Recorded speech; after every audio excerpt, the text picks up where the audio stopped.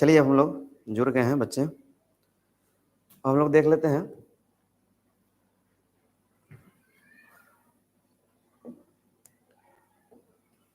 हम थोड़ा कल वाले क्लास में थोड़ा चर्चा कर लेते हैं थोड़ा सा।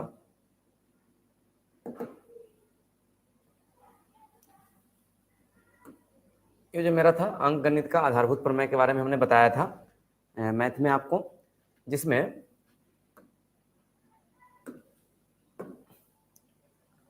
हम बताए थे यहाँ पर कि अंक गणित के जो आधारभूत प्रमेय होते हैं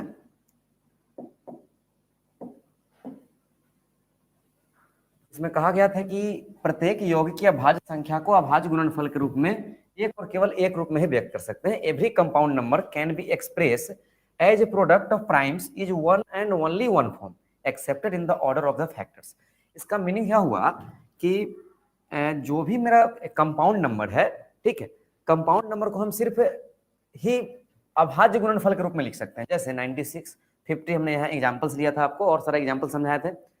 तो यहाँ पर हम समझ लेंगे कि यहाँ पर जो संख्या ली है कंपोजिट नंबर, इसको जब हम फैक्टराइज करेंगे तो प्राप्त होगा हमको प्राइम्स नंबर और उसका प्राइम्स नंबर का प्रोडक्ट प्राप्त होगा। ठीक है, तो यहाँ हमने इसको लिख दिया 2 के पावर 2 5 को था, 2 के पावर 5 गुने कितना 3। इसका हम ऑर्डर बदल सकते हैं।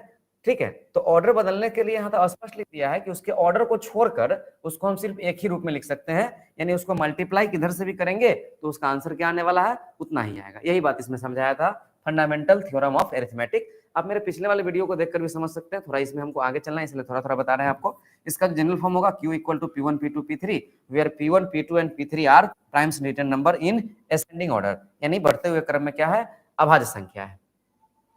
ठीक है, अब इसका हम थोड़ा दूसरा पेज देख लेते थे कि हम क्या पढ़े थे। हम इसका अभाज्य गुणनफल निकालना सीखे थे 140 का 156 का 38 25 5005 74 29 50 40। क्या इसमें का सभी सवाल बन गया है? कमेंट करके बताएंगे जो स्टूडेंट्स हैं यहाँ पर। ये जो सवाल है आपका क्या सभी बन गया है सवाल?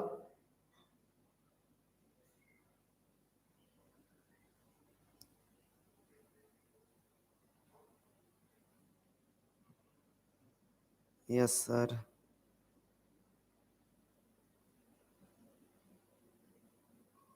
चलिए ठीक है, बच्चे सवाल बना लिए हैं।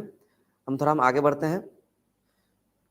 नहीं बनेगा फिर भी आप कोई दिक्कत नहीं, आप पूछ सकते हैं हमसे बाद में भी, लेकिन अभी पूछ लेंगे तो ज़्यादा बेहतर होगा। चलिए ठीक है, बन गया है सवाल सब, हम आगे बढ़ रहे हैं। अब आगे हम थोड़ा फिजिक्स में जानेंगे। हम लोग मैथ में उतना ही बात पढ़े थे, फिजिक्स में बी परिवर्तन के बारे में पढ़ा था कि बी परिवर्तन का मतलब होता है कि प्रतिबिंब के जो ऊपरी भाग का प्रतिबिंब है निचले भाग में, निचले भाग का प्रतिबिंब कहाँ बनेगा ऊपरी भाग में बनेगा। ठीक है, उसके बाद हम लोग देखे थे प्रतिबिंब का पार्श्व बी परिवर्तन, लेटरल इन्वर्सन ऑफ इमेज। इसमें कहा गया था कि प्रतिबिंब के बाएं भाग का प्रतिबिंब दाहिने भाग में और दाहिने भाग का प्रतिबिंब कहाँ बनता है बाएं भाग में बनता है। ठीक है, इसमें जो प्रतिबिंब होगा उदग्र अक्ष यानी लंबवत, ये जो एक्सिस होगा ये वर्टिकल एक्सिस, उसके अराउंड जो होगा कितना, उसके अराउंड कितना रोटेट करेगा 180 डिग्री रोटेट करेगा। उसके बाद बढ़ते हैं मिरर। मिरर में हम लोग समझे थे कि मिरर एक चिकनी और चमकीला सतह होता है जिसका एक भाग रंगा हुआ रहेगा, यानी smooth and shiny surface which part silvered is called क्या मिरर। और हम एक और डेफिनेशन लिख दिए थे, नियमित परावर्तक सतह को क्या कहते हैं दर्पण कहते हैं। Regular reflecting surface is called mirror. उसके बाद हमने कुछ टाइप्स जाना था दर्पण के, टाइप्स ऑफ मिरर्स में समतल दर्पण, गोलीय दर्पण और परवलयिक दर्पण, यानी प्लेन मिरर, स्फेरिकल मिरर और पैराबोलिक मिरर। गोलीय दर्पण यानी स्फेरिकल मिरर के दो टाइप में बांट दिया गया था, अवतल दर्पण यानी कनकेव मिरर, उत्तल दर्पण यानी कन्वेक्स मिरर। ठीक है, तो हम थोड़ा देखते हैं हम आगे क्या पढ़े थे। तीनों दर्पण का बारे में जाने थे कि इसका परावर्तक सतह क्या होगा, यानी रिफ्लेक्टेड सरफेस समतल होगा।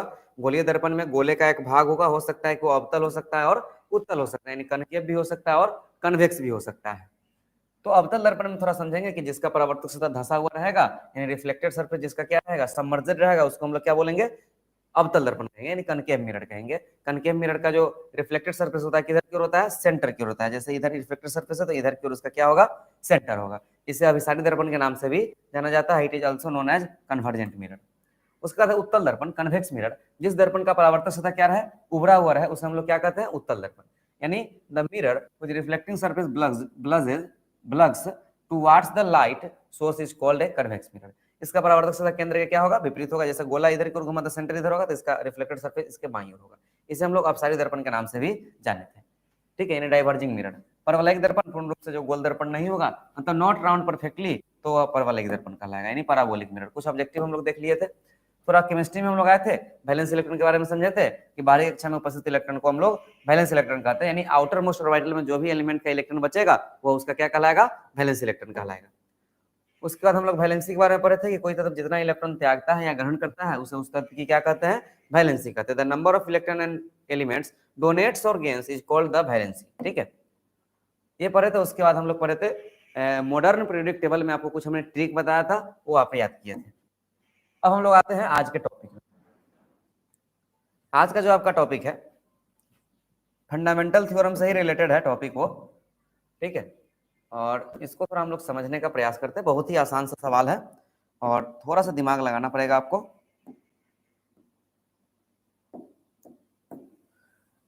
आपसे सवाल कर रहा है कि व्याख्या कीजिए कि 7 गुणे 11 गुणे 13 प्लस 13 भाज्य संख्या है, यानी एक्सप्लेन दैट 7 गुणे 11 into 13 plus 13 is a composite number.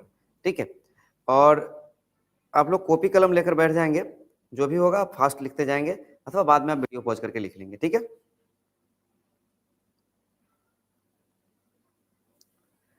बहुत ही आसान सवाल कर रहा है कि आपको एक्सप्लेन करना है कि जो संख्या है ये भाज्य संख्या है। ठीक है, तो हम भाज्य संख्या को हम एक्सप्लेन करना है तो हमको एक थ्योरी आपको ध्यान रखना है, वही अंक गणित का आधारभूत प्रमेय। ठीक है, कौन सा प्रमेय, आधारभूत। अंक गणित का जो है आधारभूत प्रमेय अगर आपको ध्यान रहेगा ना तो आप बना सकते हैं। इस प्रमेय में क्या कहा गया था कि जो भी कंपोजिट नंबर यानी अभाज्य संख्या है, ठीक है, यानी सॉरी भाज्य संख्या, जो भी कंपोजिट नंबर अर्थात भाज्य संख्या जो है उसको हम लोग किस रूप में लिख सकते हैं, अभाज्य संख्या के रूप में। ठीक है, यानी हम ऐसा यदि कर दे कि हमको प्रूफ करना है भाज्य संख्या, तो हम यह प्रूफ कर दे कि यहाँ जो प्लस है यह भी इसके गुणा में है। ठीक है, तो हम यह कह सकते हैं कि जैसे ही अभाज्य संख्या गुणनफल प्राप्त करेंगे तो हम बोल सकते हैं कि ये जो दिया गया संख्या है कौन सा संख्या है, भाज्य संख्या है। फिर ये समझिए कहने का मतलब कि हमको ये प्रूफ करना है कि भाज्य संख्या है, तो भाज्य संख्या प्रूफ करने के लिए हमको क्या करना पड़ेगा कि हम लोग अभाज्य गुणनफल में यदि कोई संख्या को लिख दें तब वह कौन सा संख्या होगा, भाज्य संख्या। जैसे मान लीजिए कि हम आपको बोले कि हम आपको बोले कि 18 एक भाज्य संख्या है। कैसे है हम आपको प्रूफ करके बताएंगे। जैसे हम लिख देंगे 2 गुने 3 का स्क्वायर, इसका यह मीनिंग हुआ 2 गुने 3 का स्क्वायर कि हम यदि ये अभाज्य गुणनफल के रूप में यानी प्राइम को फैक्टर के रूप में है, प्राइम्स यहाँ जो है आपका प्राइम्स नंबर के रूप में है ये। ठीक है, इसका प्रोडक्ट जो है प्राइम नंबर के रूप में है, तो यहाँ हम अभाज्य संख्या का गुणनफल अगर के रूप में आ जाएगा तो ये किस संख्या का अभाज्य गुणनफल है, तो एक भाज्य संख्या का। यानी हम अगर इसके उल्टा हमसे सवाल कर रहा है, यदि हम अभाज्य गुणनफल के रूप में लिख देंगे तो वह संख्या हमेशा क्या होगा, भाज्य होगा। यानी आपको हम पहले ही बता चुके हैं कि भाज्य संख्या को ही अभाज्य गुणनफल के रूप में क्या कर सकते हैं, लिख सकते हैं। यानी कंपोजिट नंबर को हम लोग प्राइम नंबर के रूप में लिख सकते हैं। ठीक है, अब हमको जो प्रूव करना है फंडामेंटल अरिथमेटिक जो थ्योरम है, कर रहा है कि explain that 7 into 11 into 13 plus 13 is a composite number. तो हमको क्या करना है कि इसको अभाज्य गुणनफल यानी प्राइम्स को फैक्टर प्राइम्स प्रोडक्ट के रूप में क्या करना है, लिख देना है। ठीक है, तो आइए लिखते हैं इसका सॉल्यूशन। देखिए दिया गया है 7 गुने 11 प्लस 13 गुने 13। ठीक है, ये दे दिया गया है गिवन। अब हम क्या करेंगे, इसमें से ये आपको अब टर्म पहचानने आना चाहिए। एक मिनट, ये मिस्टेक हो गया थोड़ा सा मेरा क्वेश्चन। जो दे दिया गया है आपको वो दिया है 7 इंटू 11 इंटू 13 प्लस 13।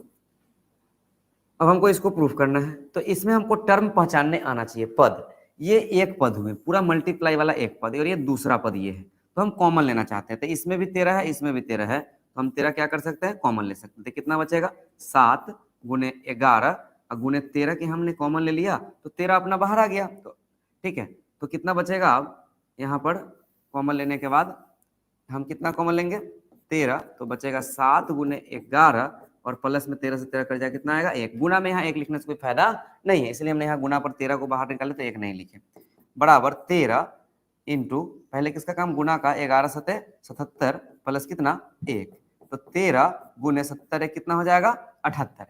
ठीक है, अब 78 को हम क्या करेंगे, 78 का अभाज्य गुणनफल करेंगे तो कितना हो जाएगा, 2 से 2 तिहाई 6 और ये लगेगा 9 बार में, ये लगेगा 3 से 13, यानी ये आया 2 गुने 3 गुने 13। इसको हम थोड़ा सजा के लिख देते हैं, 2 गुने 3 गुने 13 की पावर कितना 2।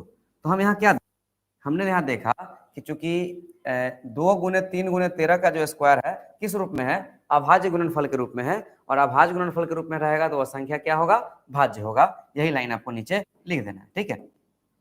हम यहाँ लिखेंगे कि चूंकि 7 गुने 11 गुने 13 प्लस 13 को 13 का अभाज्य गुणनफल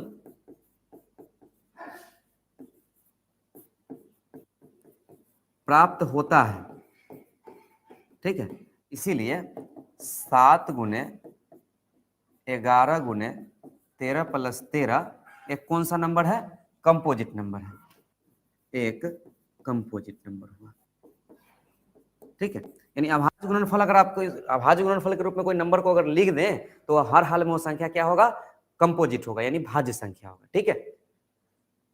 तो ये बात हमने यहाँ पर इस वाले सवाल में समझे। फिर से समझ लीजिए कि जो नंबर देगा, जो भी कहेगा कि भाज्य संख्या प्रूव करना है तो उसको सिर्फ किस रूप में लिख देना है, अभाज्य गुणनफल के रूप में लिख देना है, ठीक है। तो आप इसको क्या करोगे, इसको वीडियो पॉज करके आप लोग उतार लेंगे। हम बढ़ते हैं इसके थोड़ा अगले सवाल में।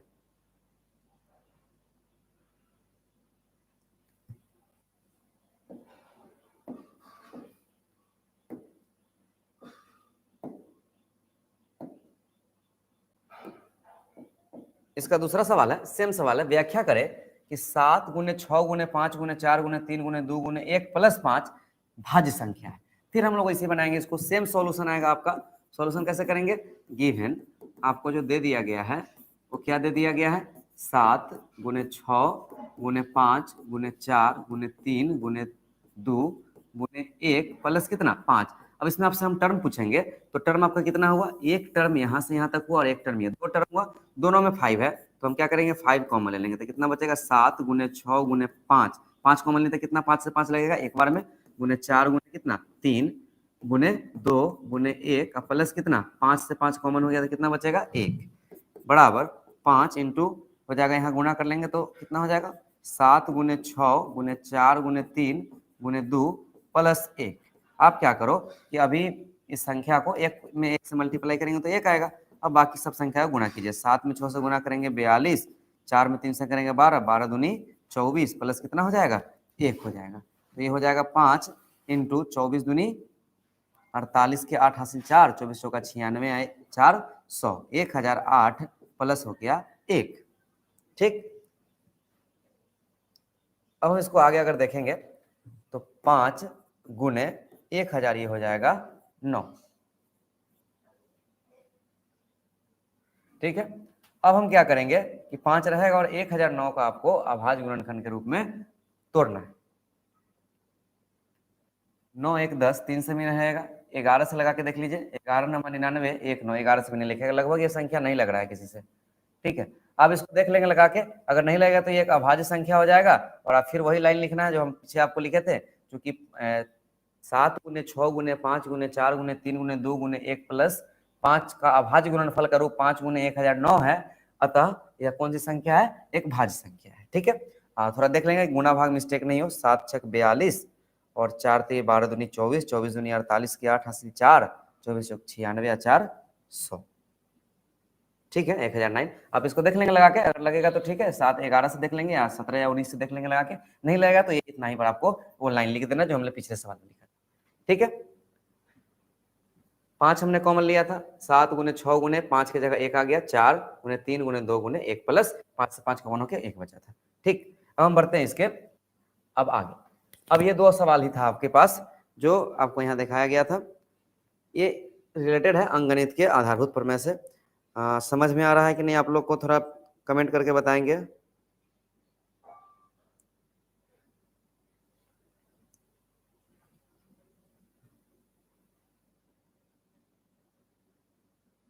यस सर, थैंक यू, आ रहा है समझ में। चलिए ठीक है, आप लोग अगर कोई दिक्कत हो तो आप वीडियो थोड़ा पीछे करके भी समझेंगे, समझ में आएगा।